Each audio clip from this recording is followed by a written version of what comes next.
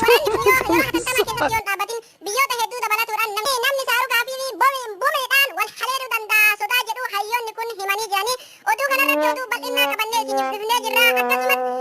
qabsoon kun namni martinuu gara qabsootti gama waraana kanaa dabalamaa jiranii gama arsiitii fi gama jimmaatirraallee dargaggoonni dirqiidhaan qeerroof qarreen gara waraanaatti guuramaa jiranii akkasumas hayyoonni kun xiinxala isaanii keessatti lolli addunyaa sadaffaa ka'uu akka danda'u himanii jiranii gama jimmaatiin suuraa abbaa jifaar yoo ol qaban kan ta'u gama akkasumas gama arsiitiin suuraa jireenya wabootiin kan taatatan yommuu ta'u lolli kun lola bu'aa hin qabnee fi bituudhaan hayyoonni kun akka xiinxala isaanii keessatti nuuf himanitti lolli kun lola diigomsa biyyattii fi tokkummaa uummataa kan balleessu yeroo ta'u hatantaman tarkaanfiin barbaachisaa ta'uu addunyaan nagaa kabachiisuudhaaf tarkaanfiin barbaachisaa ta'u fudhattee hawaasa keenya diigumsa keessaa baasuudhaan tokkummaa fi wajji jireenyaa fi wal kabajuu fi keessatti akka deebi'u himaniiti jiranii akkasumas garuu ashandaa waraanaa akkuma itti fufetti jira oduu bal'innatti isin dabarsinaa obbo Utaaloo Barii Ganamoo. Dubbiin akkuma uumamu nomination jette ashandaa waraanaa akkuma itti fufetti jira dhaadannaan asii jimma walirratti godhan akkuma itti jira waan kana akka nama qoratee tasgabbeessutti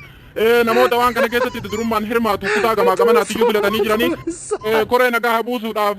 hundeeffame kana irratti yaadonni wal faalleessuulleen haa jiraatanii gama arsiitiin obbo Aslii Onnee Sabaatii fi obbo Naasir Aanolee gama jimmaatiin obbo Mubaarakii fi Muhammad bin Aljaziiraa kan jedhamu filatanii jiranii gama kana irratti garuu yaadonni wal faalleessuu fi wal falmisiisaan ta'an ka'aa jiranii gama arsiitiin Hurrii Cilaaloo kan jedhamu dura dhaabbannaa hamaa obbo Aslii Onnee Sabaatii fi keessattuu Naasirritti kan jabaate yommuu ta'u Naasir bakka nuun bu'u akkasumas uummata arsii irraa bakka bu'u kan jedhamu falmiin isaanii uummanni kun hagam uummata kana tasgabbeessuudhaaf seeratti nama waa balleessu seeratti dhiyeessuu danda'an kan jedhu gaafii namoota hundaati gama jimmaatiin illee yaadonni akkanaa ka'aa jiranii. Dubbiin akkuma obbo Utaaloo Barii Ganamoo jedhe waan jabaatti fakkaatti gama jimmaatiin illee dura dhaabbannaan cimaan ta'ee jira Muhammad bin Aljaziiraatii fi Muhammad Mubaarak Musammaa dura dhaabbannaan cimaan ta'ee jira jarri kun lamaan ofitti amantummaa qabanii namni ofitti amantummaa hin qabne uummata jimmaa hoogganuu hin danda'u kan jedhan ammas qeerroon jimmaa yaada nuuf kennan ummaa nama badhaadhina deeggaru malee paartiin jimma bulchaa jiru hin danda'amu kan jedhudha.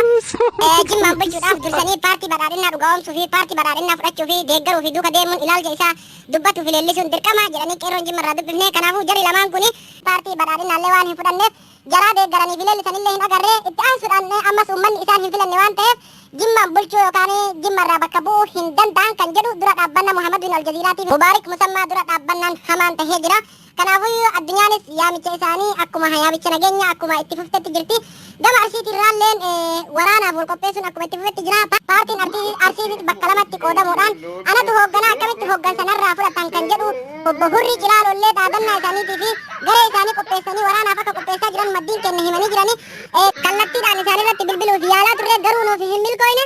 Addunyaan hanga ammaatis yaamicha nageenyaa gootaniif galatooma isiniin jenna ammas uummata kana yaamicha nageenyaa gootanii fi akka diinagdee fi hawaasummaa isaaniitti deebi'ee tokkummaa fi jaalalaa fi kabajaa fi ulfinnaan wal wajjin jiraatuun isinii himnaa gama miidiyaa kennaatiin ankal'e osoo wajjin turte obbo Minaamination obbo Utaaloo Barii Ganamoo wajjin taane istiidiyoo irraa oduu ammaaf qabannee dhumurree jirra amma qophii biraatiin walitti deebinutti nagaatti nu tura bashannanaa isiniin jenna